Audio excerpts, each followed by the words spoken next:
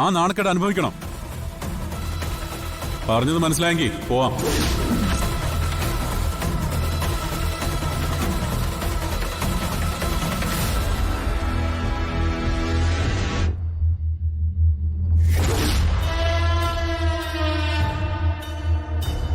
മരിക്കാൻ വന്നിരിക്കുന്നു.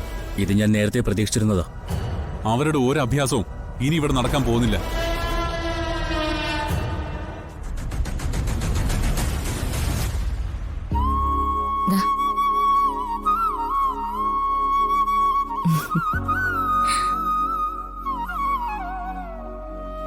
അപ്പൊ രണ്ടാൾക്കും അഡ്വാൻസ് ആയിട്ട് happy wedding anniversary. Thank you Achu. ഫംഗ്ഷനുള്ള ഡ്രസ്സ് എന്റെ വക. അത് പൊളിച്ചു. ഇത് തന്നെ ഇടണം രണ്ടാളും.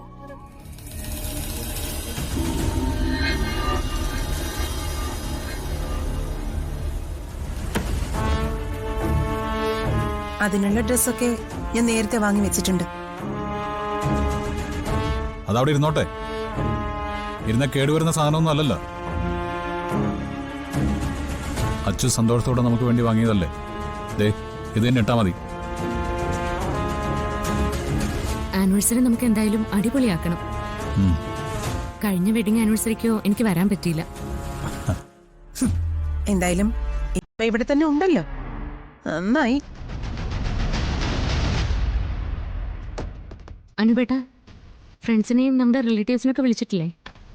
എന്റെ ഫ്രണ്ട്സിനെയൊക്കെ ഞാനും വിളിച്ചിട്ടുണ്ട്.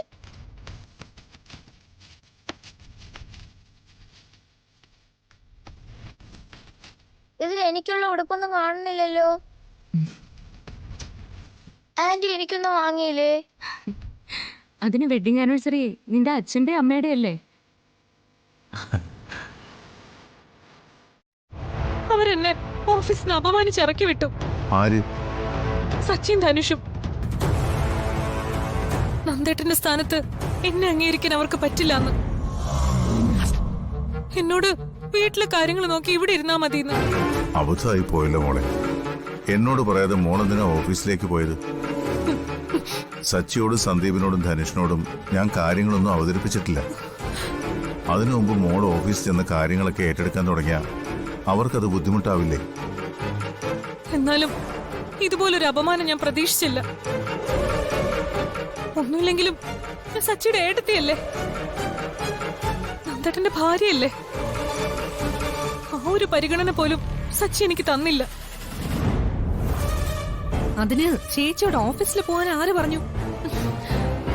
നീ വലിയ വലിയ കാര്യങ്ങളൊന്നും അന്വേഷിക്കണ്ട. അച്ഛനും ഞാനും കൂടി അതൊക്കെ തീരുമാനിച്ചോളാം. ആ, അതുകൊണ്ടാ ഇപ്പൊ കരഞ്ഞു വിളിച്ചോണ്ട് ഓഫീസിൽ നിന്ന് പോരേണ്ടി വന്നത്.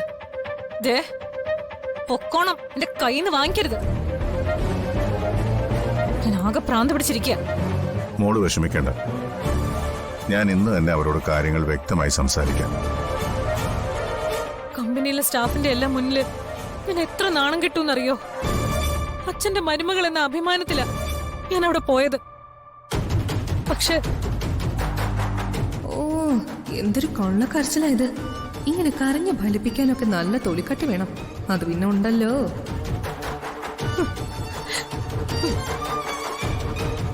ഇനി ഞാൻ എങ്ങനെയാ ഓഫീസിൽ പോവാ? എന്നെ പരിഹസിക്കുന്നോ നീ? ഇനിയൊരു അക്ഷരം വേണ്ടിയാ അടുത്തടി ഇപ്പൊ കിട്ടും.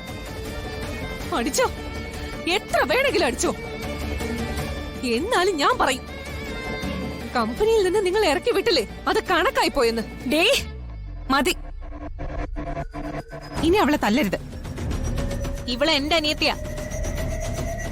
നിങ്ങളുടെ അനിയത്തിയൊക്കെ ആയിരിക്കും. നിങ്ങൾക്ക് അവളെ അടിക്കാനുള്ള അവകാശവും അധികാരവും ഒക്കെ ഉണ്ട്.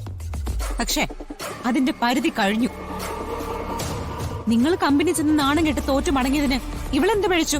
ഞാനങ്ങനെ തോറ്റിട്ടൊന്നുമില്ല, തോൽക്കുകയില്ല. എന്നെ അപമാനിച്ചിറക്കി വിട്ടിടത്തേക്ക് അവന്റെയൊക്കെ തലയെ ചവിട്ടിക്കൊണ്ട് തന്നെ ഞാൻ കേറുകയും ചെയ്യും. അതിന്റെ പേരിൽ എന്നെ ആരും പരിഹസിക്കാന്നോ അപമാനിക്കാന്നും കരുതണ്ട. ഈ വീടിന്റെ മുഴുവൻ നാശത്തിന് കാരണം നിങ്ങൾ ഒറ്റ വരുത്തിയ. അർച്ചനേട്ടത്തെ ഈ വീട്ടിൽ നിന്ന് ഇറക്കി വിട്ടു. ഇനി നിങ്ങൾക്ക് കമ്പനി പിടിച്ചെടുക്കണം അല്ലേ? അത് നിങ്ങളുടെ ഈ ജന്മത്ത് നടക്കാൻ പോകുന്നില്ല.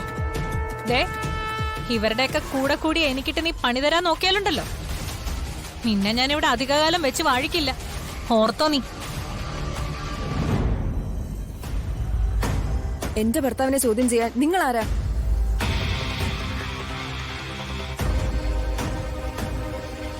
നീ എന്തായി പറയുന്നേ? ഞാൻ ആരെയും ചോദ്യം ചെയ്തിട്ടൊന്നുമില്ല. ആര് പറഞ്ഞു? ധനുഷ് എന്നോട് എല്ലാം പറഞ്ഞു. ഓഫീസിൽ എന്റെ ഭർത്താവിനെ നിയമിച്ചത് അച്ഛനാ. അവന്റെ കയ്യിൽ നിന്ന് എന്തെങ്കിലും തെറ്റ് പറ്റിയ അത് ചോദ്യം ചെയ്യാനുള്ള അവകാശം എന്റെ അച്ഛനും ഏട്ടന്മാർക്കും മാത്രമാണുള്ളത്. അതിനിടയിൽ വന്ന് വലിയ മുതലാളി കളിക്കാൻ ശ്രമിച്ചാണ്ടല്ലോ എന്റെ സ്വഭാവം മാറും. ആ അപ്പൊ കമ്പനി ചെന്ന് കാര്യമായിട്ട് ഏതാണ്ട് ഒപ്പിച്ചു കൂട്ടിയതുകൊണ്ടാ സച്ചേട്ടൻ അവിടെ നിന്ന് ഇറക്കി വിട്ടത് അല്ലേ? ഞാൻ അനാവശ്യമായിട്ട് ഒന്നിലും ഇടപെട്ടിട്ടില്ല. സച്ചിൻ ധനുഷും ചേർന്ന എന്നെ ആക്ഷേപിച്ചതും അവിടെ നിന്ന് ഇറക്കി വിട്ടതും. ഞാൻ ഓഫീസിൽ ചെന്ന് 1-2 ഫയലുകൾ എടുത്ത് ഒന്ന് മറിച്ചു നോക്കിയെന്നേ ഉള്ളൂ. അപ്പോഴേക്കും സച്ചിൻ ധനുഷും എല്ലാരും കൂടി എന്റെ നേരെ ബഹളം ഉണ്ടാക്കി. ഞാൻ എന്ത് തെറ്റ് ചെയ്തിട്ടാ?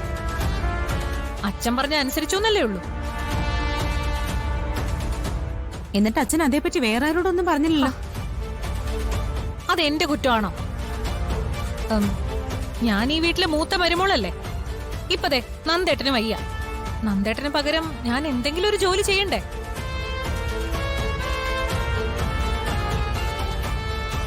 നന്ദേട്ടന് കമ്പനിയിലുള്ള എല്ലാ അധികാരവും എനിക്കും ഇല്ലേ? അത് നിങ്ങളുടെ തോന്നല് മാത്രമാ. നന്ദേട്ടന്റെ അവകാശവും അധികാരവും നന്ദേട്ടന്റേത് മാത്രമാ.